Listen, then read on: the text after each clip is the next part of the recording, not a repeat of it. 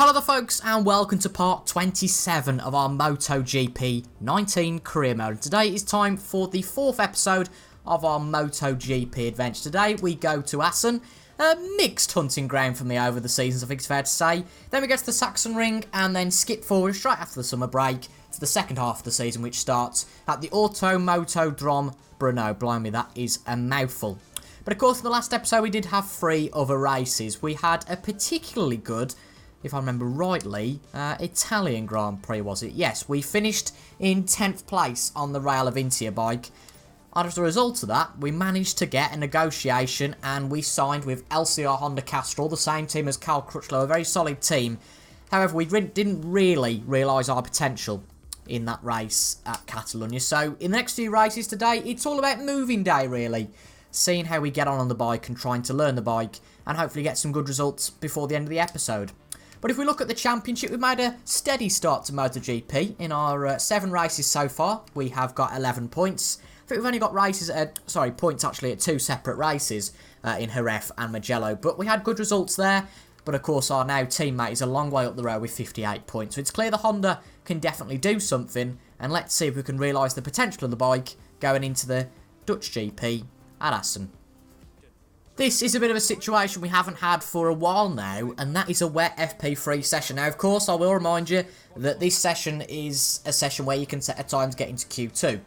Now, bear in mind, if the previous 2 sessions were dry, that means we have absolutely 0 chance of getting into Q2. However, we don't know if those sessions were dry or wet, so we're just going to have to take a chance and see if our time is good enough, if the previous 2 sessions were wet, of course, to get into Q2. Quite the time evolution, really. Did about 5 laps. We started with a 142, went to about a 140, and then did a 38.7, which, as you could see, saw us 9th place. And I thought, well, if it was being wet in the last 2 sessions, that's pretty marginal to get into Q2. So I thought, we'll go and set another lap. And clearly the track was a lot drier, and we set a monumental lap. Now let's just keep our fingers crossed that's actually counted for something, and we are in Q2. Oh, that's annoying. It was dry. It was dry in the other sessions. That's one disadvantage of only doing FP3. You don't get all the conditions in the practice sessions. So even though we set a brilliant lap in that individual session, unfortunately with the combined results, we're going to have to do this through Q1, which at least we've got some confidence that we might be able to do. Bank a lap time in Q1. We haven't got much time left. We've come out just to have 3 laps. I think that should be enough to get a decent time. But I don't know who set the first time, but it's clear we're going to go a lot quicker than whatever they've done because we're about 3.5 seconds up.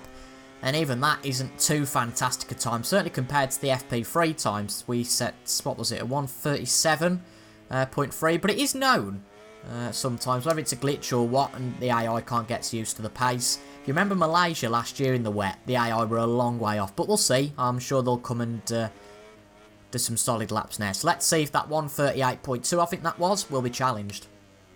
We have just been challenged slightly. We're down to 12th and we've got 1 lap. We'll probably get time for 2 actually to sort this out. Now I don't know because the lap times aren't coming up for some reason on the right. Snow's got the fastest lap, but clearly that 138. I guess, well, everybody's beat it, so it's got to be at least about a second, I've got to say, that we've got to go up on that time. But as I say, we've probably got 2 laps to do it, so let's see how we get on. So we're about 7/10ths off the time that's been set by Jorge Lorenzo. Now we can gain at this last corner. It's not necessarily cheating, it's just using a little bit of the inside and outside curb just to gain a good advantage. What is the time going to be? It's a 136.8, visibly gaining half a second through that corner. But ultimately it's still 4th place and not enough to put us through to Q2. It's going to be tricky. We've got just enough time for 1 more lap. We might as well go for it and see what the results are. Let's see what we can do. Coming out the last corner. What's it going to be? About 4.5 off the time of Johan Mir set a quicker time now. Coming around the last corner. And it's quickest. Oh, just shows you can just gain so much after that last corner. So close between the top 4. But, oh, that was tough. After that, though, we do move into Q2. Well, we're on pole in Q2 by 3.5 seconds, or 3.2 rather. But it's much like Q1, don't be too spooked. I'm guessing everyone just did a bit of a banker lap and they're just behind, they're going to filter in behind us. But go in the same direction that we did in the last session with the sort of time delta we've got, and we could be well up there. Yep, I wasn't lying. Marquez with a 136.1, that's ridiculous, to be quite honest. But then we thought a 136.5 was ridiculous, so I suppose anything's achievable. And equally, we're not looking for pole here, it's an achievement enough just to be in Q2. What's going on, motorcycle fans? We're here in Assen, bringing you live coverage of the MotoGP Class Dutch Grand Prix. The skies over the track are clear of clouds and the latest weather reports forecast temperatures in line with the seasonal average. Well, this isn't too fantastic for me. No dry running all weekend. The guys, of course, had it in FP1 and FP2, but we didn't get it. Well, hopefully we can change our gear ratios on the grid, because I had to tweak them just to be a little bit more comfortable on the bike. So I'm going to reset those to default, which is nice that we can do. But let's see where we got to on the grid, shall we?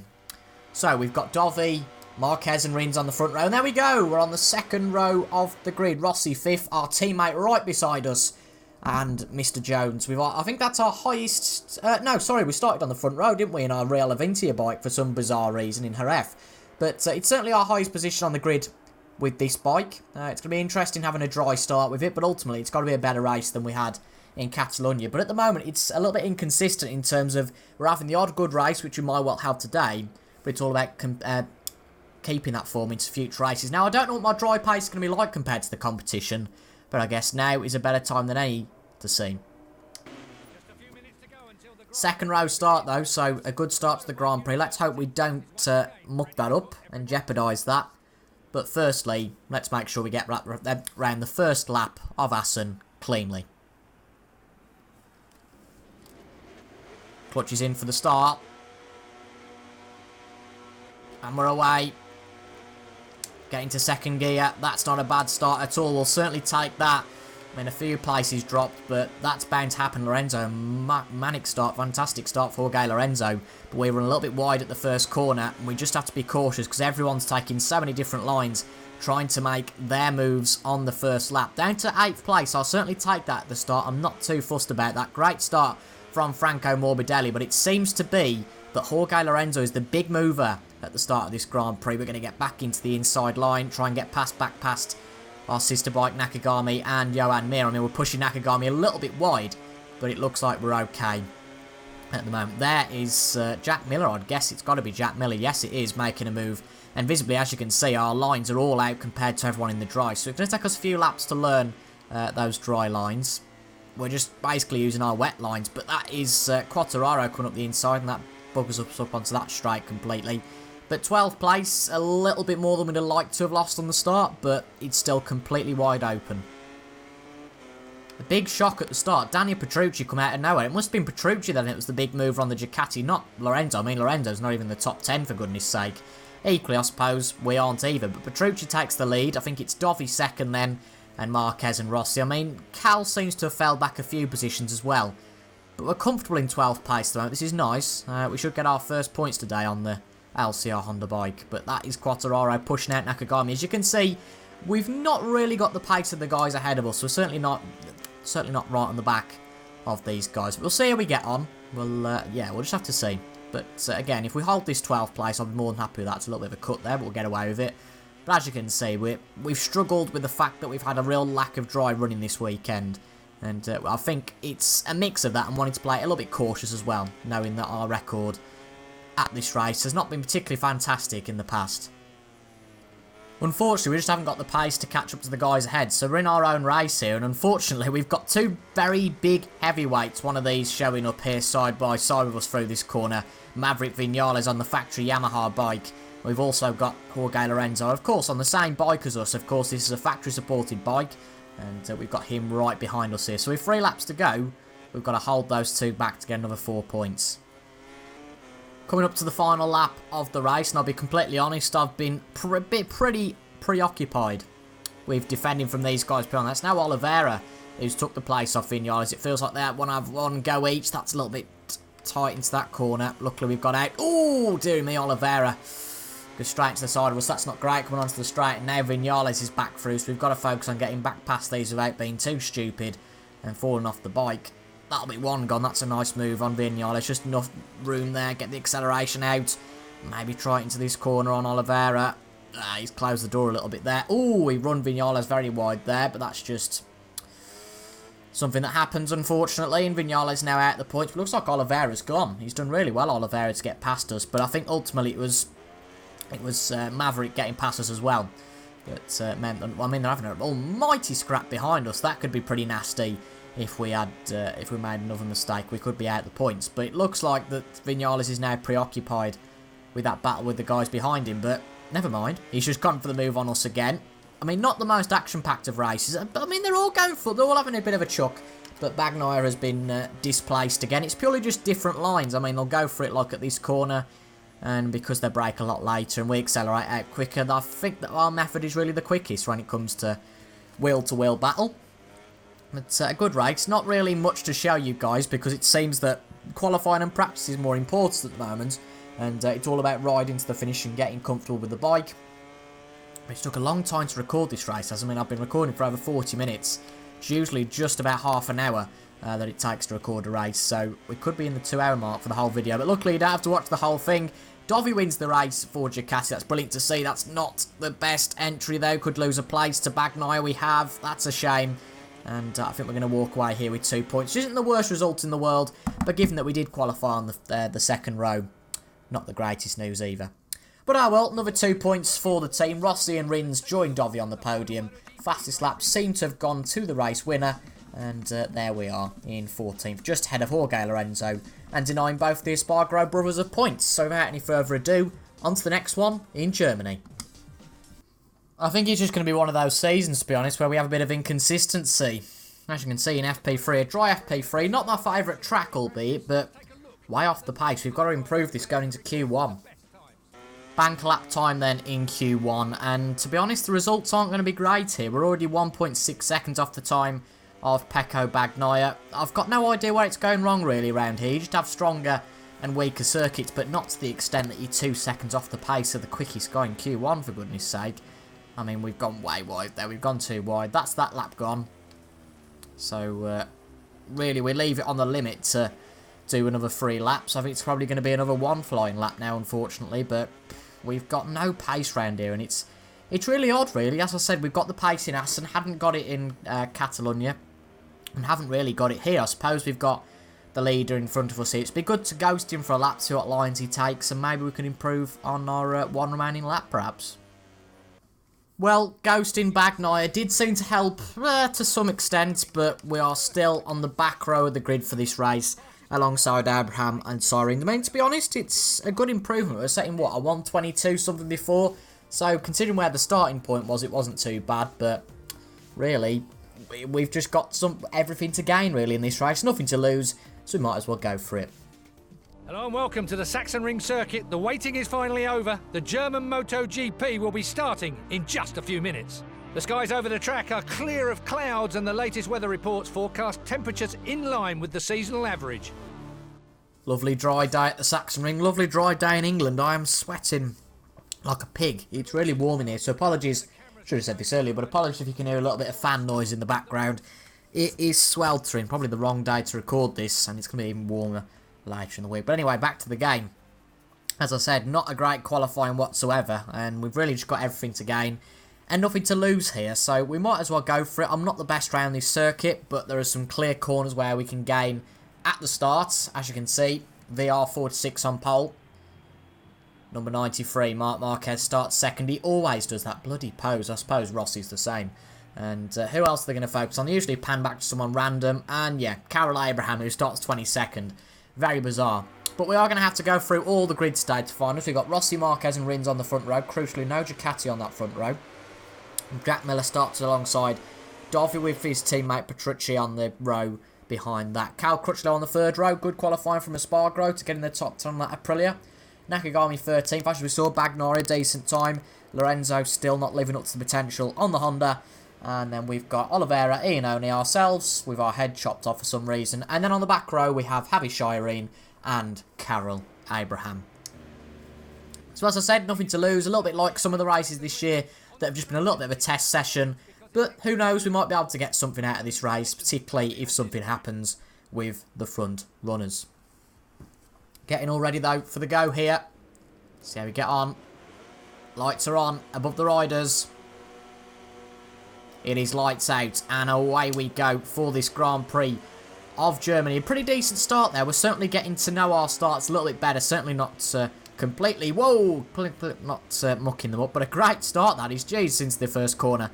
Very good there, and we're up to 9th place. That was seemed the most simplest of starts ever, and really puts qualifying into no context at all. I mean, what's Dovi doing? I really don't know. We're gaining places like fun here, and from, what, the back of the grid? Oh, Shane Pecco Bagnares fell off the bike. But we've gone up to 7th place, and apparently we're in 8th and 9th as well. That's interesting, but goodness me, as I said, everything to gain, nothing to lose. Maybe that mentality just meant we went a little bit aggressive into the first corner. To be fair, we weren't that aggressive, but it seems everyone else was so cautious. Well, 7th place. I know we haven't got the pace round here, but our defensive work is usually pretty good. So unfortunately for you guys, you're not going to see much attacking and much of that sort of drama this Grand Prix. But there might be quite a bit of defending for us to do. Oh, there we go. That's our first victim. And surprisingly, it's Elisha Spargo on the Aprilia. It's amazing, really, how much... Well, it just proves how much a rider makes a difference in MotoGP. You look at here now, and I back at the bottom of the grid. And Elisha Spargo was always performing on that Aprilia. Now, once everyone gets past us, as you can see, we're pretty defenceless because we certainly haven't got the pace. But we're in 8th at the moment, so we've got 6 laps to go after this one. We should get some points, at least, even if it's just 1 or 2. But that's certainly a lot better than where we started. But we've got our teammate behind us, probably for the first time in this career mode. That's now Cal gone. That's a bit of a shame. Cal gone, Christ. Make a lot of those funny jokes throughout the series. I should go on bloody stand-up. But as you can see, I mean, when the riders get through, they are so quick, it's unbelievable. We only made one mistake, a little bit slow somewhere, and they take advantage. And that's the beauty of MotoGP. But still, with a record in terms of our MotoGP career, we're still on for 7 points. Oh, Dovi's off. Dovi fell off. Ooh, that's interesting. Now, no, before you ask, even though he was directly behind us, it had absolutely nothing to do with us, and we've got the former Ducati teammates, Lorenzo and Dovi, right at the back of the field, something you wouldn't expect. But equally, that now means we've got Johan Mir, Spargo, etc. behind us, so a mixed bag, really. They might go for a few more moves because of their inexperience, but luckily we haven't got the stronghold that is Dovi directly behind us anymore. And now that's Johan Mir gone, and we've had a terrible start to the straight, and that means Espargaro's gone as well. We've got Nakagami just behind us. Not really great holding our position. That being said, we've had a good braking into the braking zone. We've got past Espargaro, just not confident on the brakes, obviously on that KTM, which is completely understandable. But still in the top 10. As I said, we'll be a little bit disappointed if we drop back more now, but at the end of the day, at the start of this race, there was no piece of my brain that said, yeah, you might score points today. It would be a pretty optimistic thought. So to be anywhere near here is a good achievement, and considering ironically that in the last race, even though we started, you know, 4 places from the front of the grid, sorry, 5 places from the front of the grid, we only finished in the low points, despite here only starting 2 places from the back. So it's ridiculous, really, and it was a fantastic start that's led to all this. Last lap time then, and it seems that we should, amazingly, have really our best Grand Prix of the season and gain... What's that, 10, 11 places from the start? And finishing 10th. Quite an unbelievable Grand Prix, really. We just need to stay on the bike. And we'll have got our best result, of course, for the team. Good competitive one as well.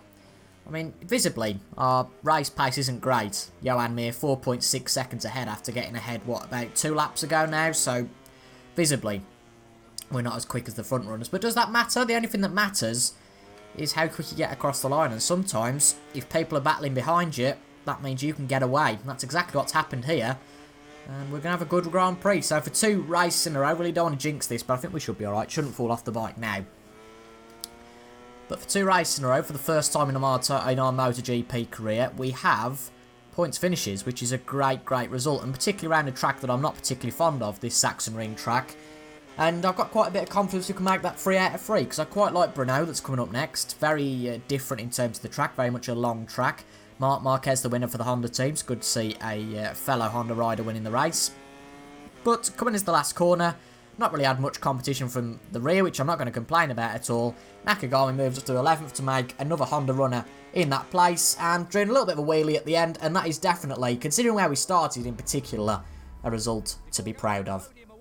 Great stuff. Alex Rins and Valentino Rossi share the podium with Marc Marquez. Great result for Elisha Spargo in 7th place. But Petrucci beating Jack Miller in the end, which is something that hasn't happened very often this year. And all the KTMs in the points, I believe, probably apart from Shirin at the back, which is a massive result, but a real kick in the teeth to Andrea Dovizioso's championship hopes. As you can see, he drops a lot. I mean, he'd have only been 8 points behind Marquez, but not scoring any points, and Marquez winning the race, an absolute killer. But another 6 points should lift us a little bit. It doesn't actually lift us on the championship, but 19 points, not a bad first half of the season. And now we move on to the first race of the second half in the Czech Republic. Oh dear lord, if you thought Assen was wet, look at this. It's absolutely tipping it down. I don't think I've seen anything worse in our career. Oh dear. Well, I'm going to guess it wasn't this wet in FP1 and 2. I might just sit this one out, to be honest. Don't fancy drop riding in this. I mean, it's a risk if the previous sessions were this wet. But I just can't say that. I wonder if we can have a look at the conditions to see what the sessions were like. Because if they were dry, there is absolutely no point going out in these conditions, because you're not going to learn anything. But let's wait for this to load and see what it was like in FP1 and 2 if we can. Weekend management. It was sunny. Yeah, there we go. I didn't realise you could actually see the session results for those sessions. So yeah, there is absolutely no point going out there. We're just going to have to do this from Q1, unfortunately. Oh, unbelievable. You'd think I was showing the same sequence again. This is the story of Q1. Look at this. Absolutely tipping it down. Well, it's the usual guys in Q1. Not really much of a surprise there. No, not really anybody that's much of a shock. It's just the usual folks. But it's going to be tough to get through this session, particularly because we haven't really ridden in these conditions, I can think, at all during this career mode, whether that be MotoGP, Moto2, Moto3, and even in the Rookies Club class. So, we'll give it a go, and we'll have to see how we get on. I was there at that wet race at Silverstone last year in real life. That didn't happen. Yeah, I was pretty annoyed about that. But that weekend is the only thing I can compare this to. I've never seen, particularly in MotoGP, anything like this before. I'm struggling to think of any time in recent years that F1's been this wet, but Jesus, look at this. It's been damp for a while. Obviously, we had the rain yesterday. Earlier on in the day. And the rain is just pounding and pounding and pounding down. If it's anything like this for the race, it could be such a mixed up field. It could be really dramatic. But we're about 6 tenths off of Spa-Grove's first sector. I think given we haven't ridden the track before, I think that's a pretty good achievement. The track before in these conditions, I mean, sorry. But let's have a look how we get on throughout the lap. We might learn the track in these conditions a little bit more as we go around. Let's see how this lap puts us then. We were fairly close in the first 2 sectors, but I think the lap's definitely drifted away. In fact, it could well be slower than our previous, but it's not. But as you can see, these conditions are just way too wet, and the AI are way too quick in them, to be quite honest. And I think it's going to be another poor qualifying, but that is down to the weather, not the pace of the bike. Welcome racing fans everywhere, and thanks for joining us here in Brno to watch the Czech Republic MotoGP. There are some impressive crowds here today despite the rain you can see coming down. A reminder that this is always a popular event. Well, fair play to the fans. I wouldn't come out in this sort of weather. No change from yesterday. It's absolutely monsoon conditions. I bet the AI are going to be so quick here, it is painful. But it's Marc Marquez on pole. Still with that same stance. I don't know why she's hardly got any clothes on. Poor her in these horrible conditions. But Dovi starts second. We're going to have to change our gears just to make sure we get a little bit less in terms of the wobbliness on the bike, I think. It's going to be certainly interesting. But tyres, I think we'll go with mediums. Medium front and a medium rear, just to get that little bit more grip. But there's us, unfortunately, all the way down in 21st place. Like the last race on the back row. As you can see, the field have gone for a varying choice of tyres. Our teammate Crutchlow's gone for a medium front and a soft rear. And other people have done the opposite, soft front, medium rear. It's what you prefer sometimes, but I think a medium is a good setup, particularly in these, well, what can only be described as monsoon conditions. But again, it's a little bit like Sachsenring, a little bit of nothing to lose, but amazingly starting on the same row, on row 7 as Jorge Lorenzo. What a torrid year he's had. But it's not dry here like it was in Sachsenring. It's going to be impossible, I think, to get a good start. Let's see how we get on. Very cautious on the revs. And we are away for this race. I mean, I've got into 3rd gear already, but look at everyone else has pulled away fantastically few people have actually gone wide at the start. I think that's a bit of a glitch. Lorenzo, oh dear, we're already past him again. We're into the first corner. We have to be so careful. Luckily, we took part in Q1, or else would have had no sort of experience round here in the wet. Don't know where Johan Mir's planning on going around that corner at all. He's just dropped back to the back of the field. We actually gained 2 places on the start. There's Bagnaia in 18th and Iannone in 17th. We push him into the corner a little bit, unfortunately for him. But I don't think anybody can take too many risks in terms of banzai moves. Jack Miller has fell off the Pramac Ducati. That's got to be disappointing for him. And I'm guessing there'll be plenty more like that in this race with the conditions. It's quite appalling out here, to be honest. But I think we've got what it takes. There's going to be a few crashes today.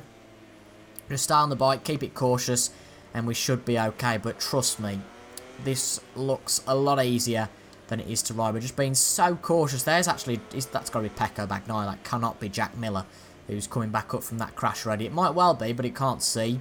It's whoever's in 17th. Yep, that's Bagnaia. I was about to say, there's no way that Miller would have crashed and then got back on the bike and recovered so quickly. But as you can see, the pack's so tight. Iannone going for it into that corner. He actually taps the back. Is that Maverick Vinales down in 14th? That's not a good start for him. I've noticed in the last few races, he's not done particularly well. But Tito Rabat, our former teammate, is on the inside here. We could have a chance of getting him. Iannone going a little bit banzai into the corner again, but getting it slowed down. Bagnaia has just fallen off. Well, not him again, but it seems those two on the Pramac bikes have all got it a little bit wrong. But there's a massive train here. I'd say for roughly 8th, 7th perhaps. Morbidelli's in 7th. It's tough to gauge what the front of that train is. But my point is, there's a train there, and the rest of the field have completely buggered off at the front. So that's quite astounding. Yeah, it is Vinales who's back in 13th. But we just got to keep it on the bike. Only 5 laps round here, so not too long. But of course, we've got long laps round here. Marquez is in the lead of the race. Still Dovi second. Quartararo in 4th. Wow, brilliant stuff. Shireen, Javi Shireen on that KTM that is usually at the back is in 6th. Wow, that's unbelievable. Quite unbelievable. Quartararo as well in 4th. I said we could have some mixed results today. There's our move on Iannone. Got it stopped into the corner, have we? I think just about he might well take the position back, which he does. It's tricky to make moves here, but you've got to go for it. You've got to be a little bit opportunist. To be fair, our former teammate Abraham up in 12th, which is great for him. I think qualified wouldn't have really mattered here because we made such a stinking start that wherever we'd have qualified would have been way back anyway. But it looks like Pol Espargaro, it's actually Alace, it's Alace Espargaro, being beaten by his brother on the KTM, which is something that doesn't usually happen. But as I said, a very mixed up grid here, so it's crazy. I think that's the only word we can really give it. But as I said, keep focused. We might pick off a few pot spots and get a point or two here. It is clear there's definitely a pack of riders that are a lot quicker than the rest. I mean, Jack Miller's fell off the bike, and he's already got packed past us. Of course, he won that really wet race in Assen a few years back, which was really impressive. But ultimately, we're at a roundabout pace with the guys ahead. I mean, Jack Miller getting past has probably put us back a little bit compared to them. But ultimately, we're not going to have the pace for points today. But it's a very good lesson, which I suppose we won't need that much, because I don't think it's going to be like this much. But goodness me, a monsoon race is definitely tough to drive. Nearly final lap time, and as I've said previously, it's been a tough GP to ride. We're just behind Iannone. We could well make a move. It's not going to be for a points finish. A little bit more for pride, really. We've got nothing to lose here. It seems the top guys have stayed pretty static, but the top 3, oh goodness me, have pulled away quite a lot. I don't remember a graphic ever going off for the top 10 purely because the guys are so far behind. That's a good move off the last corner, and pure off speed on the first straight. We're going to get past Iannone there, but he's pushing into this first corner. Abraham's just ahead. Be great to get some points. I think we've got to have that do or die attitude here. There's not really much point worrying about, if we crash, we crash. It doesn't really matter. I'd much rather go for a point than settle for 16th, and we're just behind Karel Abraham now. And we'll put it up the inside. Unfortunately, not making anything stick there. Jack Miller's struggling to make pace as well, but falling off the bike and still finishing the points makes bloody mincemeat of us, to be quite honest. But Abraham's just up the road. A little bit of confidence, a better acceleration out of one corner, such as that one, should put us ahead of him. He's going to brake a little bit late into that corner, but no, we're actually going to get it. And we move into a points position. Now, there's a massive train here. I'm guessing behind, could be behind Javi Shireen, perhaps. That looks like a KTM to me. It looks a little bit blurred, but it looks a little bit blue. It looks a little bit like that KTM uniform, that tech-free KTM, that is. I can see the KTM of Pol Espargaro ahead, but he's just behind the other KTM. But I'm quite happy to settle for 15th.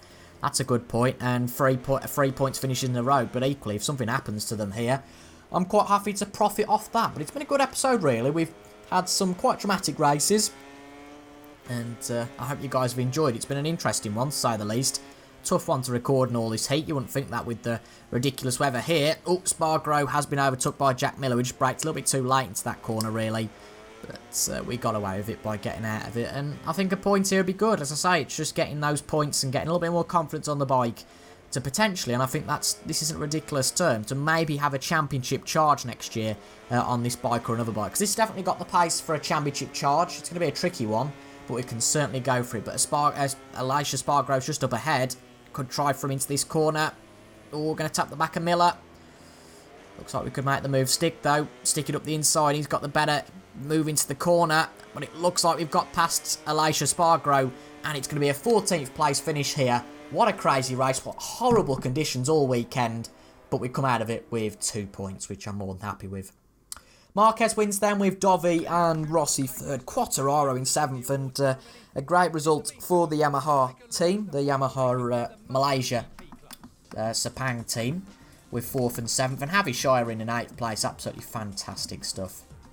But another 2 points to our cabinet. You will see that we have moved forward just a little bit. And we've actually overtook Bagnaia in the standings, which is all great. But that's all I've got for you today, folks. Of course, I'll be back on Thursday with 3 further races. The Austrian Grand Prix, Silverstone, and what is the other one? It might even be Aragon. I mean, look at that condition. That's crazy.